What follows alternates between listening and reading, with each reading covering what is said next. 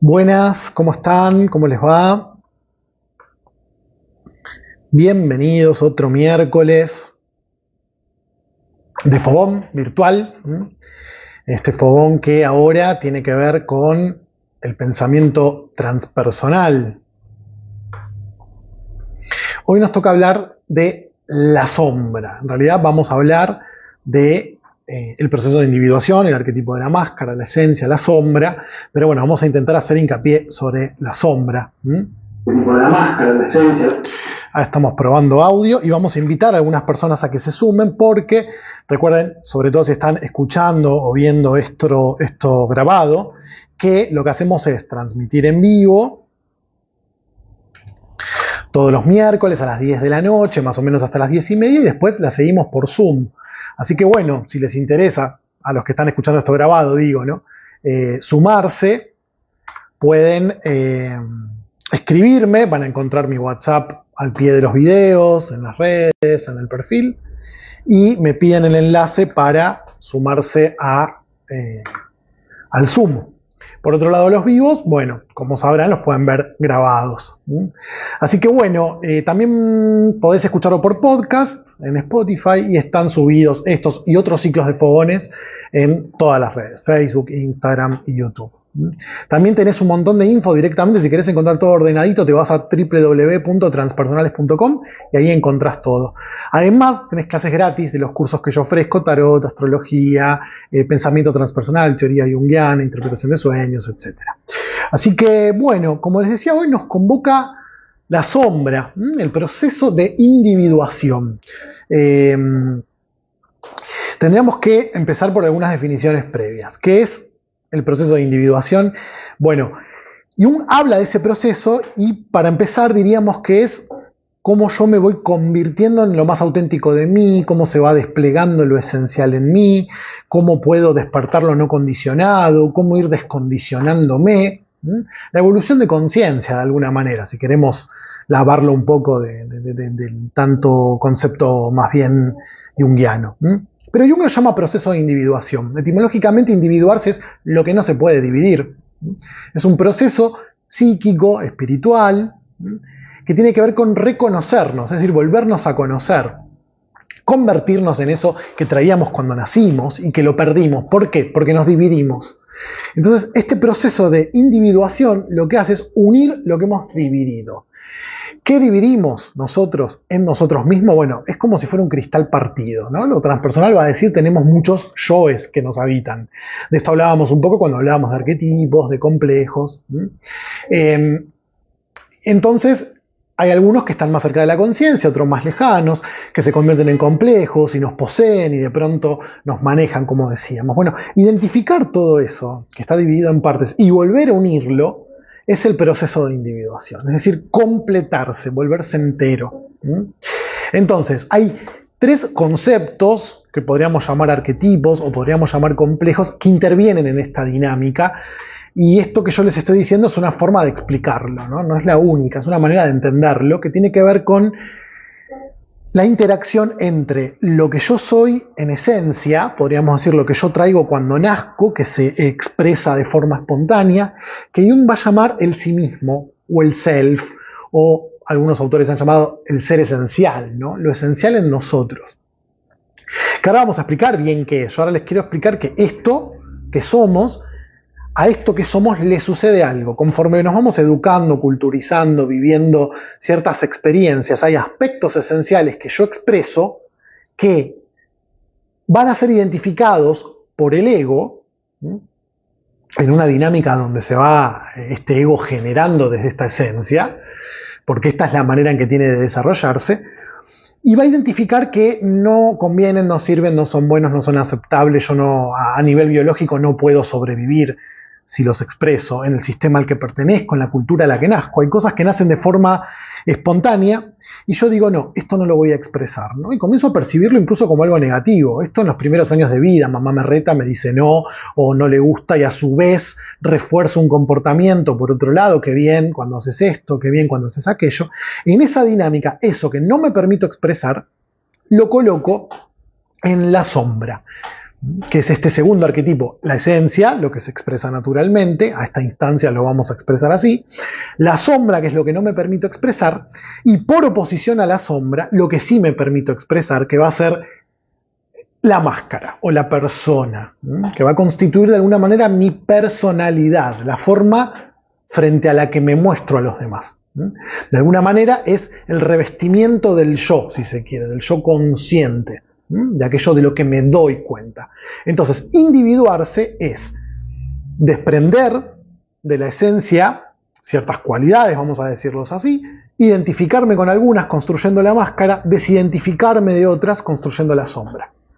En la primera mitad de la vida será esta dinámica donde yo me identifico, sobre todo en la adolescencia, con lo tribal, pero también con la carrera que elijo, con la profesión que ejerzo. Entonces digo, soy estudiante, soy historiador, soy médico, o con los vínculos, soy madre, soy la pareja de... En general, para empezar a entender cuál es mi máscara, ustedes podrían, y si quieren lo pueden compartir y ponerlo por escrito acá en las redes, cuando se presentan desde qué lugar lo hacen, ¿no? Soy la mami de Lauti y no sé, algún nombre que esté de moda ahora. Bueno, soy abuela de, o soy la esposa o el esposo de. Bueno, o si se presentan yo soy, no sé, el doctor tanto, o soy psicóloga, y bueno.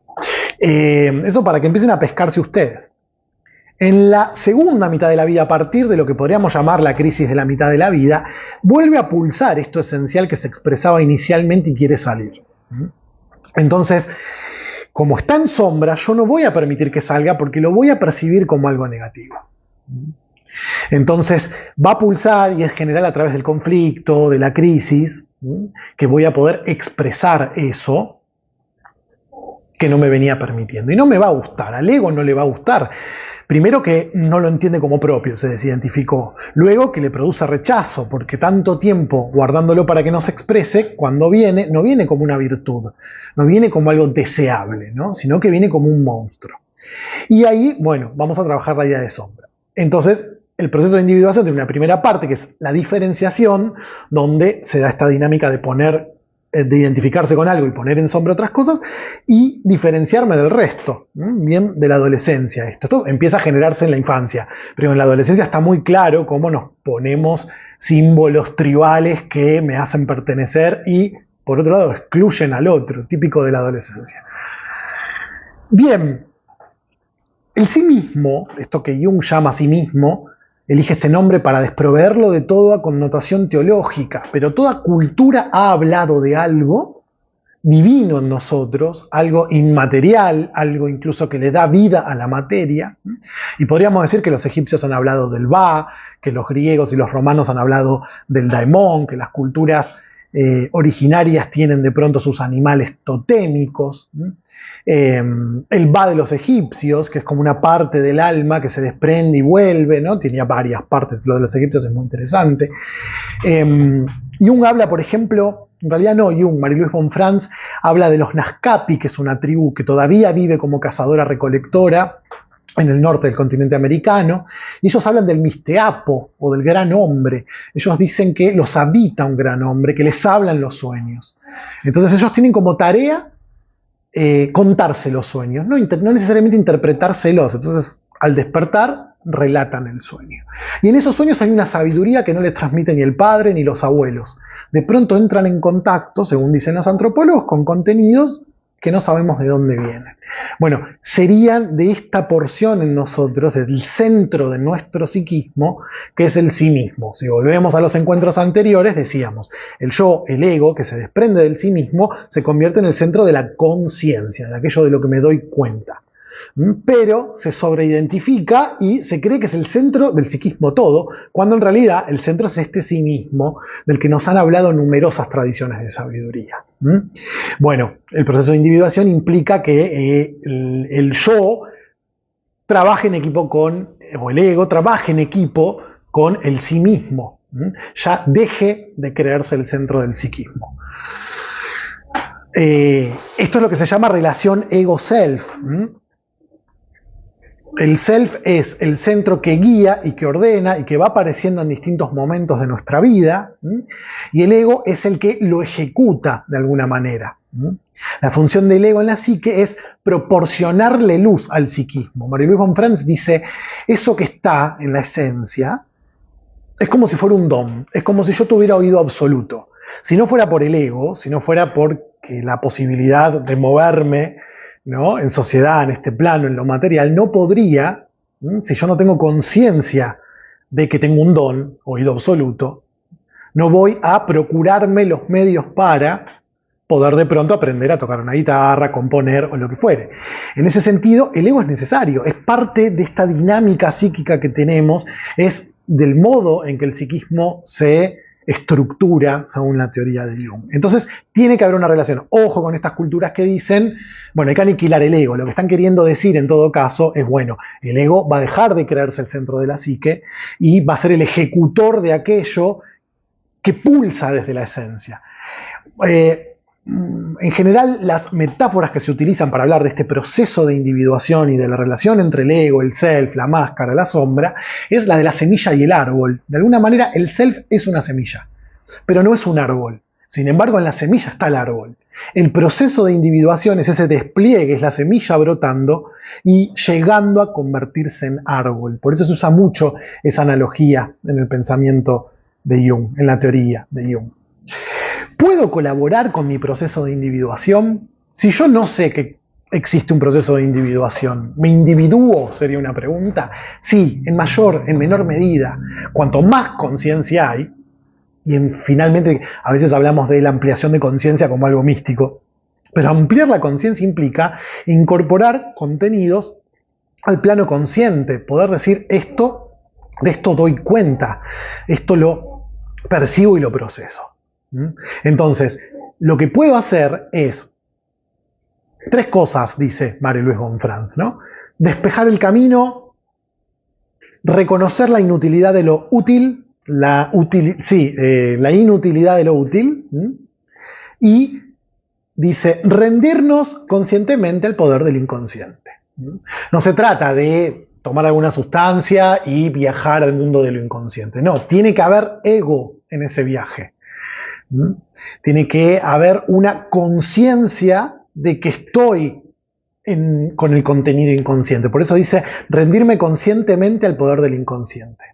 Entonces, despejar el camino, ¿qué significa? Yo no puedo acelerar el tiempo que le lleva a una semilla a germinar y crecer, pero sí puedo abonar la tierra, regarla, procurar que le llegue luz. Entonces yo puedo tener actitudes y no hay una receta, claramente no hay una receta, porque cada proceso de individuación es único, ¿no? La individualidad, dice Marie-Louise von Franz, del proceso de individuación. Tenemos muchos árboles en un bosque y todos podrán ser pinos, pero ningún pino es igual al otro. Esto nos pasa un poco a los seres humanos. Ninguno es especial, porque todos son humanos, pero todos son especiales, es decir, no son especiales y son especiales.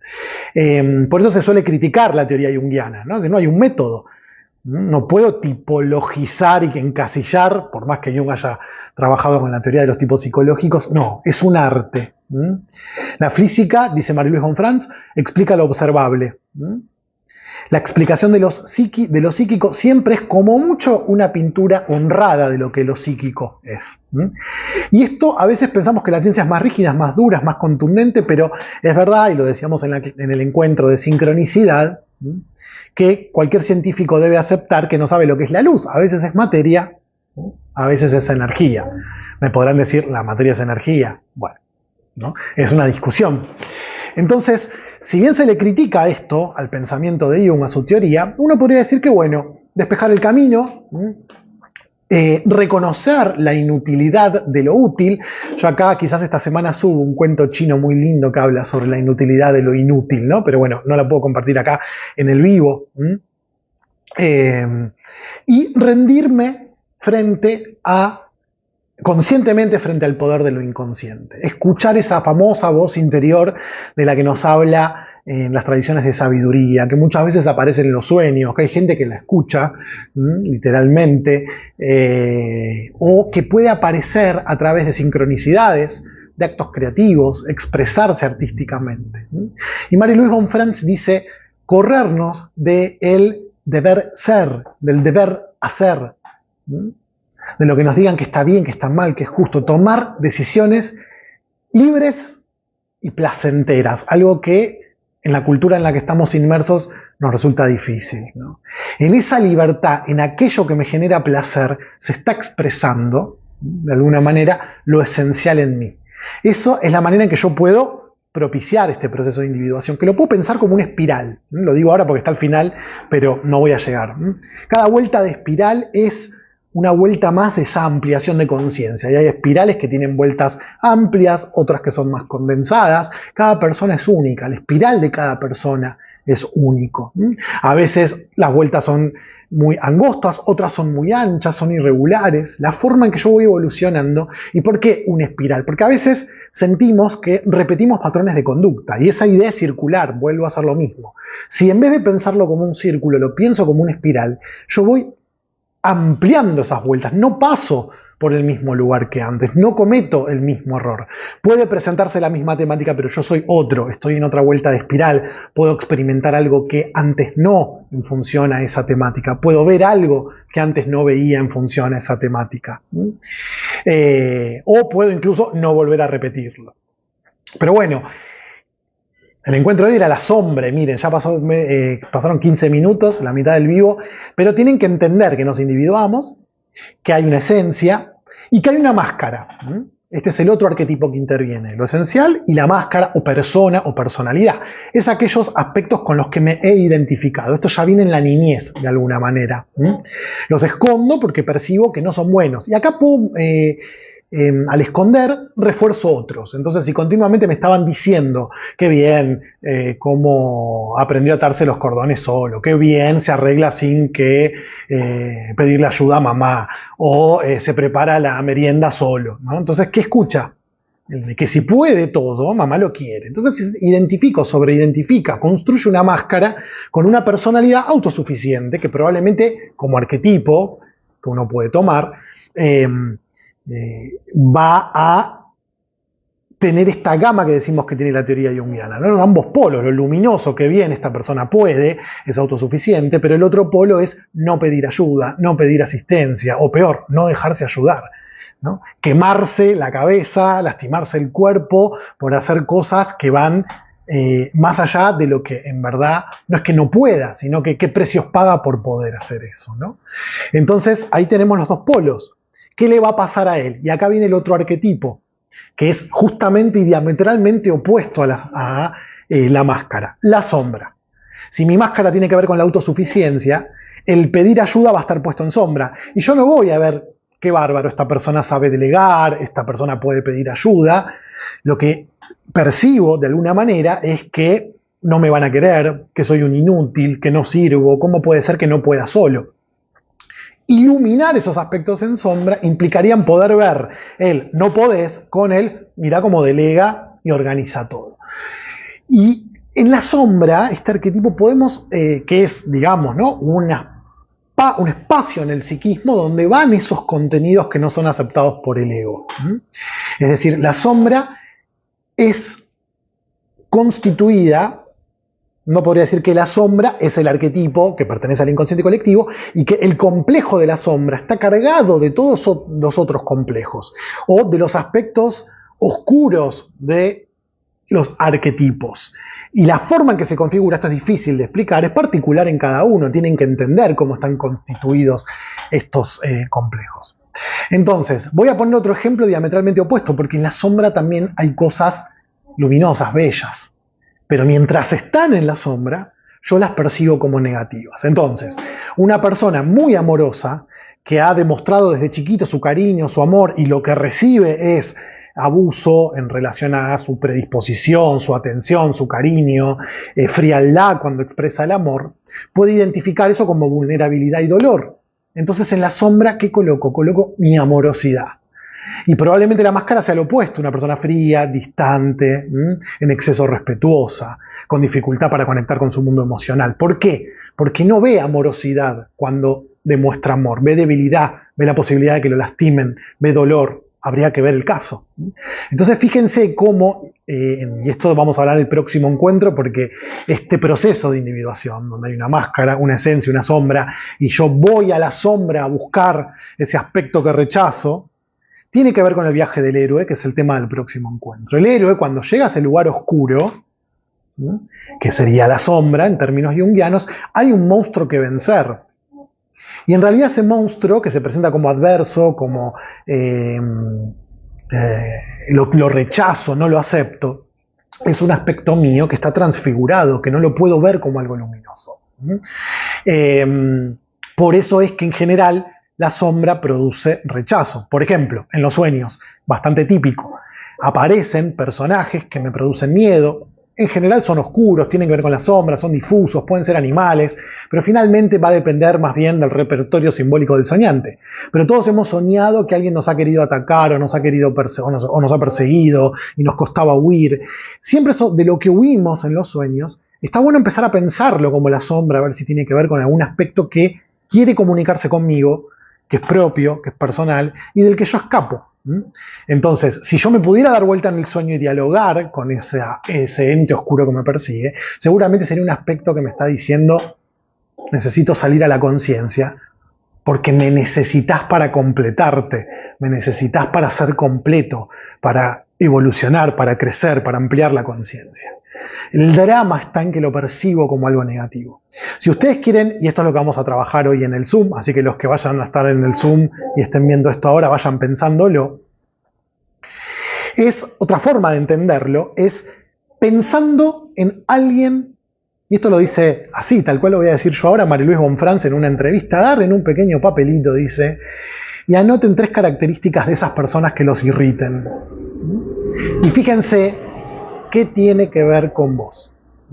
Ahora, tips para que hagan este ejercicio. Después, si quieren, al pie del video pueden comentar y compartir, pero ahora lo vamos a hacer cuando termine el vivo en Zoom. Cuanto la persona más ajena me sea, más lejana, más desconocida, puede ser alguien de la tele, puede ser un político, y más irracional sea el rechazo, la irritación que me produce, más tiene que ver con la sombra, porque probablemente ustedes habrán pensado en el ex, o en el actual, o en papá, o en mamá, que me da motivos, que me da razones, que me resulta más cercano, o me van a decir: me molesta la gente injusta. Y sí, ¿a quién no le molesta la gente injusta, ¿no? Traten de conectar con algo irracional, y pongan 3 palabritas que describan qué es lo que le molesta a esa persona, y busquen iluminarla. Mucho más acá en el vivo no les puedo decir, pero bueno, es un trabajo personal. Fíjense que aparece ahí. Este es el mecanismo de proyección. Muchas veces lo van a encontrar como la ley del espejo, las leyes del espejo. Lo interesante está en qué pasa cuando yo ilumino la sombra. Y les doy 2 ejemplos que ya se los di. Pedir ayuda no es ser débil. Entonces, me molesta esa gente, por ejemplo, alguien que tiene, el primer ejemplo que di: puedo con todo, soy autosuficiente, porque aprendí que así me quieren, y veo a alguien, ¿no?, de estos que dicen: ay, yo no puedo, no sé, ¿me ayudás, por favor? Lo más probable es que esa persona me irrite. Entonces, ¿qué voy a anotar en mi listita? Víctima, por ejemplo, o le gusta dar lástima. ¿Cómo ilumino eso? Bueno, en este caso, en este ejemplo que traigo, podría ser, en vez de decir doy lástima porque pido ayuda para todo, podría ser un sé delegar, o sé pedir ayuda, o sé reconocer mis posibilidades. El otro ejemplo, la amorosidad. Me molesta esta gente súper atenta, que siempre le quiere caer bien a todo el mundo, y enseguida se abre y te cuenta sus cosas personales. Entonces, probablemente tengo una máscara de frialdad, de distancia, donde me cierro. Entonces pongo ahí: quiere dar lástima, o quiere caer bien, o es demasiado sensiblera. ¿Cómo lo ilumino? Conecta con el amor, tiene capacidad de empatía, se puede abrir a otras personas. Son todas cosas que a priori yo veo como negativas, pero que si logro iluminarlas y convertirlas en algo positivo, me voy a animar también a incorporarlas en mi vida, a completarme. Otro detalle interesante de la sombra es que, supongamos que el otro es un tonto, ¿no? Entonces me molesta por tonto. Bueno, yo tengo que trabajar con mi tonto interior y ver qué me pasa si digo que algo no sé, siento que no me van a querer. Bueno, eso lo trabajo. Pero lo que quiero decir es esto: no, que me moleste que el otro sea tonto, no es que yo esté proyectando mi sombra y el otro no sea tonto. El otro puede ser tonto. Chequeen esto: ¿me irrita? Si me irrita, entonces tiene que ver conmigo. Y él no va a dejar de ser tonto una vez que lo trabaje en mí, pero me voy a empezar a reír cuando dice tonterías. No me va a irritar, no me va a correr del eje, no me va a sacar de las casillas. Entonces hay proyección. Quizás porque el otro me está mostrando eso y tiene eso que me molesta, quizás no, quizás simplemente lo veo o interpreto una acción de la otra persona porque yo tengo ese filtro, pero sin importar el caso, lo interesante es que está tocando algo en mí. Por eso se le llama también ley del espejo. Bueno, yo creo que con esto más o menos estamos. Voy a ver, les pido disculpas que no, hoy estaba como un poco apurado. No sé si me notaron medio acelerado, pero es muchísimo lo que hay que dar. Así que no estuve leyendo lo que compartían. Pero bueno, son los de siempre. Sandra, Yasmín, Maristela, Rosana. Bueno, Sutil, vos sos Adri. Me molesta lo que yo tengo. Ponen por acá por Instagram. Bueno, bien. Estuvieron acá conectándose. Les mando saludos y les agradezco. Nos despedimos con esto. La idea era que tuvieran claro que no todos estamos en esta, todos las pasamos. Es la forma en que se constituye la psique. La máscara me sirve, es útil. El problema es si yo me creo que soy esa máscara. Yo a veces me imagino que tengo una pared llena de máscaras y que me pongo una de acuerdo a lo que la situación requiere, y no porque sea un falluto que usa máscaras, sino que esas máscaras son mías, las hice yo, con mi propio material. Hay un introvertido, hay un extrovertido, hay un amoroso, hay un frío, hay un enojón, hay un compasivo, están todos en nosotros, ¿no? Y cada uno tiene una energía que sirve en distintos momentos, en distintas intensidades. Cuando yo me privo de cualquiera de esas cosas porque las percibo como negativas, estoy incompleto. Se trata de eso. Siempre va a haber cosas en sombra, siempre vamos a ir a la búsqueda y nos tenemos que querer con esos personajes oscuros que nos habitan también, que cuando empecemos a querernos y a quererlos, vamos a ver que no son tan oscuros. Bueno, los saludo hasta la semana que viene. Nos vemos el miércoles que viene para hablar del viaje del héroe. Recuerden que pueden ver en mi web todos los cursos que doy y las clases introductorias gratuitas a los cursos, www.transpersonales.com. Y quien no esté en el grupo del Fogón y quiera sumarse al Zoom, me escribe ahora que yo le paso el enlace, así vienen a ver cómo es la dinámica. Les mando un beso gigante, gracias por conectarse y nos vemos algunos dentro de un ratito y a otros la semana que viene. Adiós.